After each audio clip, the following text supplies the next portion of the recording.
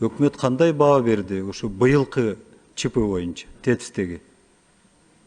Урматтуу Муктар Юсупович, эми ЧП деп айтканга азыр мына ТЭЦтин башчысы айтып атат. Бул чындыгында жанагы ошол трубадагы сварка шов болгон жерден трещина кеткен. Трещинаны өз убагында байкап калып туруп, токтотуп ремонттоо иштерин жүргүздү. Азыр айтылгандай эле комиссия иштеп жатат. Ошонун жыйынтыгы менен баа берилет. Кимдин күнөөсү бар, эмнеден ошондой болгон, азыр алдын ала айтышка мүмкүнчүлүк жок. Чындап келгенде күндүн жылуулугу менен эле аман калдык да, туурабы? Туура, негизи Туура деп эле катуу айтып койбойсузбу да. Муктар Юсупович, Эгерде былтыркыдай суук болгондо дагы болмок көп маселе. Муктар Юсупович, негизинен мына 1 сутка деп атабыз, 1 сутка убакыт бул ошол сууну өчүрүп 12 саатка чейин агызып давлениени түшүрүш керек экен. Ошону жүргүзүүгө кетти. 2 саат убакыт ошону кайра сварить эткенге кетти. Кайра сууну толтуруп полноценный жылуулукту бериш үчүн дагы убакыт болуп, ошо менен 1 суткага жакын убакыт кетти да. Сиздин айтканыңыз туура. Мен айткандай эле бүгүнкү күндө кандайдыр бир баа берүүгө бүгүн баа бере албайбыз. Себеби комиссия ишин бүтүрө элек. Техникалык комиссия өзүнүн иштерин аяктагандан кийин ага баа берип, сөзсүз түрдө аны сиздерге да жеткиребиз. Рахмат. У меня, Андрей, к вам второй вопрос. А вот на 2018 год сколько средств было выделено для полной реконструкции или капитального ремонта тех зданий, которые были в аварийном состоянии? Так. Значит, согласно антикризисного плана, на 2018 год было выделено 81 миллион сомов. 80?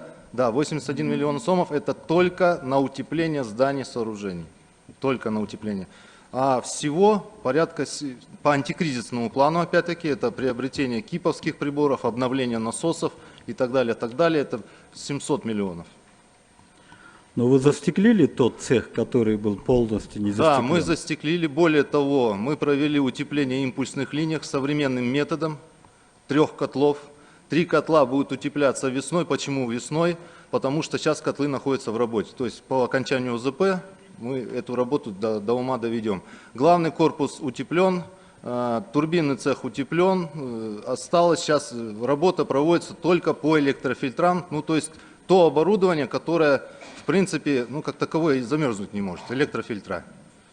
Вот сейчас вот, до конца мы добиваемся этого. Спасибо. Менде кийинки суроом башкы прокурорго же болбосо жаныңызда отуруп суроого жооп берип атпайбы, жигитчи? Ратификацияны мыйзамсыз деп айтып атасыздар, туурабы да? Ушул келишим боюнча. Жок, ратификацияны мыйзамсыз деген жокпуз биз. Анда ратификация туура болгонбу? Ратификация мыйзам менен бекитилген. Мыйзамды мыйзамсыз деп айтканга биздин эч укугубуз жок. Анан дагы бир түшүндүрүп кете турган маселе бул жерде ратификация бул кредиттик келишим гана ратификациядан өткөн. А биз ишибиз контракттык келишимдин арасында болгондо, үстүндө.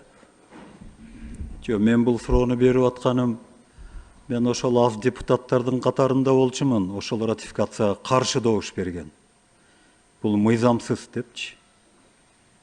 Вот ошондуктан сурап атам да, ал баягы кол бутту бурашабы, бурашпайбы, бирок биз каршы бергенбиз. Туура эмес болуп калат депчи. Мына бүгүн ошондой болуп калып атат да. Ошондуктан мен кайрылып кетейин дегеним, кээде туруштук бериш керек ар бир инсан. Туура болсо туура жагына, туура эмес болсо туура эмес жагына депчи. Рахмат. Рахмат. Кезектеги сөз депутат Масабиров Талайбек Айтмаматов.